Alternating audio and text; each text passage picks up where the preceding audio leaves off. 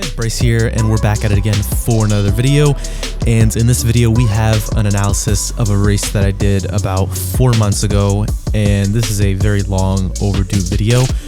But this is a Radical SR10 race at VIR, and this race was shortly after the Radical SR10s were just released, and I didn't know this until after this race. I got a message on Discord and someone reached out to me and told me that this race was being streamed on iRacing's official YouTube channel, and it got a pretty decent amount of views, and I didn't expect this at all, and I had no idea that this was even being streamed. And I almost won this race, in fact, and had a pretty good battle with another Radical driver. I think his name is Nathan Moore, if I'm not mistaken. And yeah, I had no idea that this was being streamed, and I've been meaning to do an analysis of this and sort of my point of view. Link for this stream will be in the description. Essentially, it's where I think it's once every season, I'm not sure how often, but iRacing will stream 3 different official races. So they'll do like GT4, something else, and the Radical SR10s happen to be one of the races they were streaming, and they streamed the top split, and I happened to be in that top split for this race. So this is qualifying. We're going to walk you through my qualifying lap at VIR. It's been a bit of a while since I've driven the Radical and this track, so bear with me as I commentate this. Not exactly sure what I was doing. I know you can use the curb on the left and coming down the front straight. Can't wait for iRacing to update this track and give us the new laser scan one, as that one will be pretty nice. So going down into turn 1, it's a very hard braking zone, and it's a slightly uphill and also downhill. So you're gonna go down the hill, you're braking at the 3 board, and it's slightly uphill, so you get a little bit more grip. Keep tight to the inside here, middle of the track, and then bring it back to the right hand side. Miss this apex and left here slightly. This will open you up for this next corner. Be careful with this curve on the inside as the Radicals. It can really upset the car. Braking really hard for this corner here. You really want to sacrifice the entry for that corner, all for the exit, because this whole sequence of corners is pretty much all flat out, and you really need to get this right. Under the bridge here that says VIR, and going through the S section, all flat out, a bunch of hills here. This would be amazing in real life. Right-hander, keep it to the right, dab of the brakes to get the rotation through the corner. Be careful, it's so easy to wash out wide. Uphill, braking at the 3, have a bit more grip, but the car will oversteer once you go over the crest underneath the tree, which actually isn't there anymore in real life, using the exit curb. And we have another long straightaway, very key to get a good exit. And again, we're going to be going up the hill and then down the hill and then back up.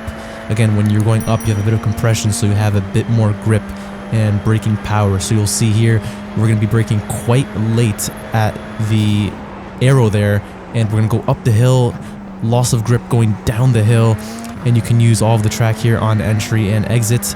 And then again, down the hill, you're going to have a lack of grip. Use the grass on the left if you can. Clip this inside curb, just kiss it, and then slowly just let the car drift out wide. And I'm not sure what the lap time was. I think it was a 140.3 or something like that. I could be very mistaken. I should have telemetry actually, so we'll show you, but I cannot see that.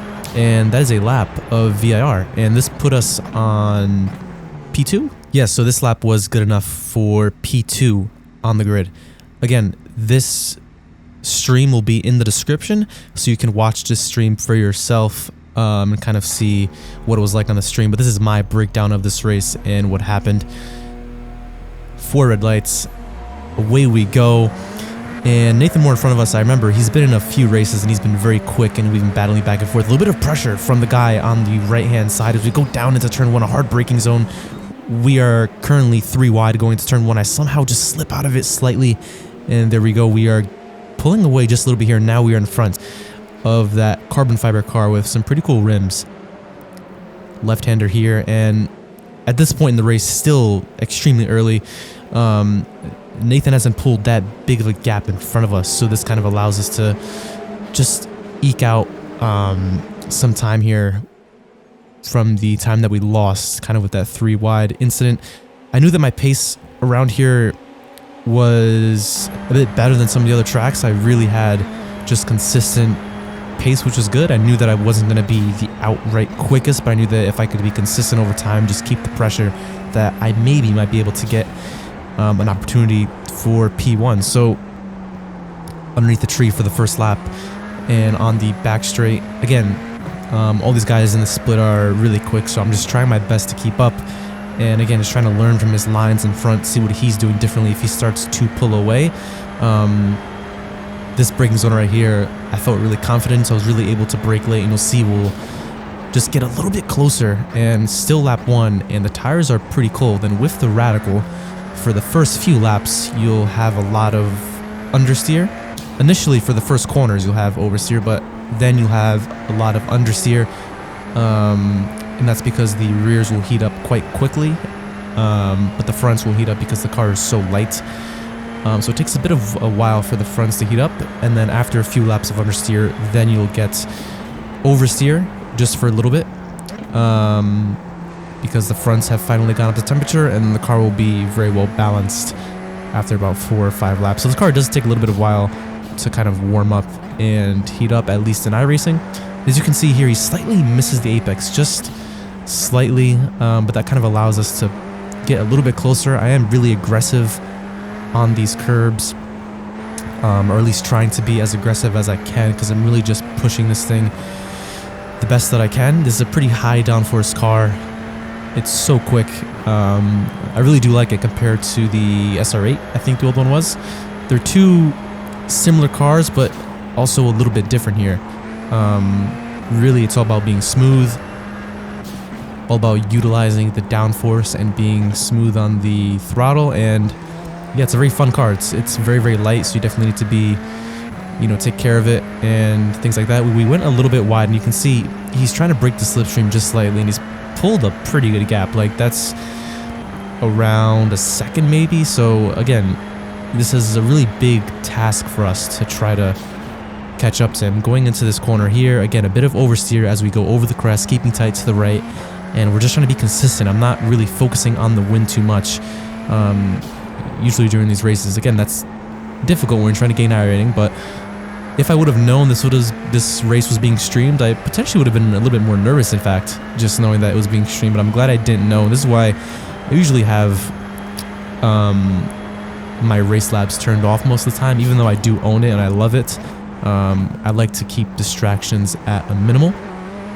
Getting a late apex there on turn 1, and you can see the gap is, he pulled away just a little bit, and he's opening it up a bit, but it hasn't fully, it's not gradually increasing. It's more like he's pulling away, and then I sort of found some pace, and you can see through this section here, it appears that we get a little bit closer, but that could be that effect of when you kind of get closer to a car. I forgot what that effect is called, sort of like an accordion, where in the braking zone he appears closer, and then on the straight he'll pull away. This left-hander here is so tricky, as there's no room for error on the exit or the entry, really. Going up the hill, you really are so tempted to brake hard because you feel so much grip, and then over the crest, the back end just feels ridiculously light. Now that my memory is coming back, I think that corner before the tree right there, I think towards the end of the race, I really was able to nail that and take a lot more of that curb, which is what enabled me to catch up to him quite quickly. So let's change these camera angles up here, so you can kind of get a sense for the way these cars look. Again, very similar to the SR8s, as most of you have seen. If you don't own this car yet, it's a very good car to own in iRacing. Very well done, quite fun, modern looking. But again, we're just pushing here. We're really just pushing this thing as hard as we can to try to catch Nathan. So just about a lap later, we're super close to him, and I think these races are about half-hour long, so they're a decent amount of time to get, to get some passes in, to really show your pace in these races. You can see how low to the ground these cars are as well, especially in the front. So taking curb it's tricky. You really have to make sure you're doing it the best way you can. As you can see how close we get to the white lines there, and it's been very sketchy getting close to those lines as well.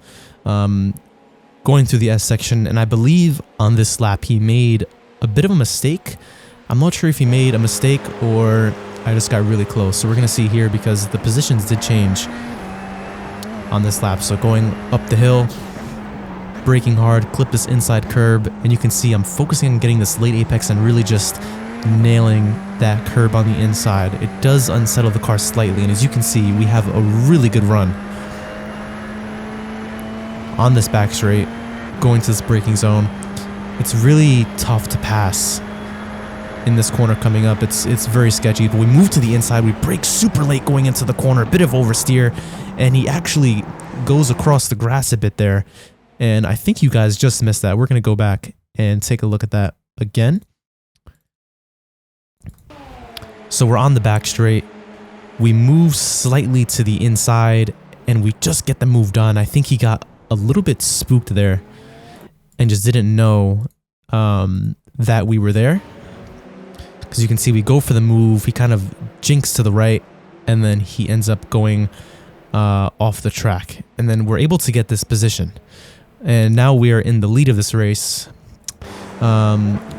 which is good. This is a really good position we want to be in. We still have a long race to go, but that was the moment where I was able to get that overtake done.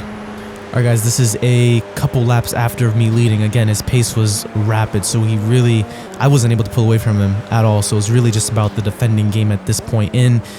And as you can see here, he is very close, and he's definitely on his game here, and he's really close. Slipstream is so powerful in these radicals, and he's really close, almost in the same position that we were in before.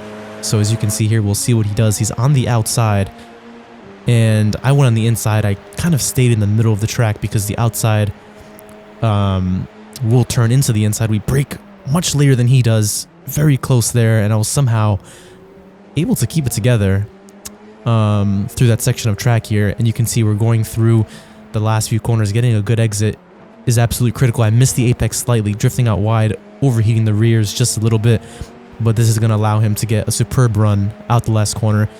He moves to the outside of the track, and going into turn 1, he can brake a little bit later than I can, being on the outside, which is a very smart move, but we defend the inside line. He cuts back, but we kind of just place our car at a really good spot, so we can't really get that move done. But as you can see here, we're really going to try to defend this position as best we can. Going through this section of corners here, you can see he's not giving up. He's extremely quick through these corners, and I just have to survive this X section and pretty much survive another 15 minutes of this race with him behind me. So very, very tricky here. Going through the S's once more. He's very, very close here. You can see he's sliding around just a little bit, so as we are. And this is a really... It's very intense around this track because you really have no room to kind of rest except in the straights, but then even then you're going into a really tricky section of the track. A lap later, going down the front straight, and he's right behind us. I know he's going to make a move. I defend the inside once more, just so I can sort of squeeze him off as much as I can. You can see he has a big snap of oversteer, and he loses the car. Let's go back and look at that again. Again, didn't touch him. He just had a big snap there and lost the car. And I was able to sort of get a pretty good gap. And at this point, it was kind of a bit of pressure because I knew that he would be catching me at this point.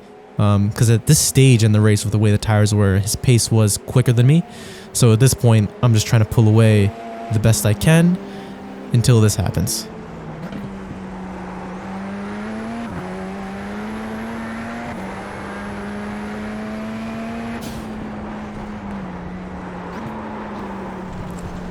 So as you can see, just a little bit too greedy there with the amount of grip that we have, and he flies by us 2 laps ago, and he ends up winning the race from that little mistake that I made. So we sort of traded off mistakes there, and we'll have a look at this mistake and just see. So it's pretty self-explanatory what I did. I just took a little bit too much speed going into these last corners here. So for this left-hander here, I really like to utilize as much track as I can on the left-hand side to open up the straight. So we do that, which was fine, but I think I was just a little bit too greedy here, and you can see we're already carrying a bit too much speed. We completely missed the apex. The car is not pointing where we want to go, and if there was a curb here, I might have been able to save it, but once this grass sucks you in, there's not really much you can do at this point. And then Moore is pretty much just able to pass me quickly, pull a 3-second gap, and then yeah, my pace just wasn't as good to catch him, especially with the time we had left, about a few laps left, and he gets by me, and that is pretty much this race wrapped up. I finished second, he finished first, so overall was a good battle. You can watch this full race on iRacing's YouTube channel. Link will be in the description. Pretty fun race though overall, and that is going to be it for me. Just a quick analysis of this race. It was a lot of fun. Might jump back in these cars sometime soon, but thank you guys so much for watching. Hope you enjoyed, and I will see you in the next video, guys. Bye bye.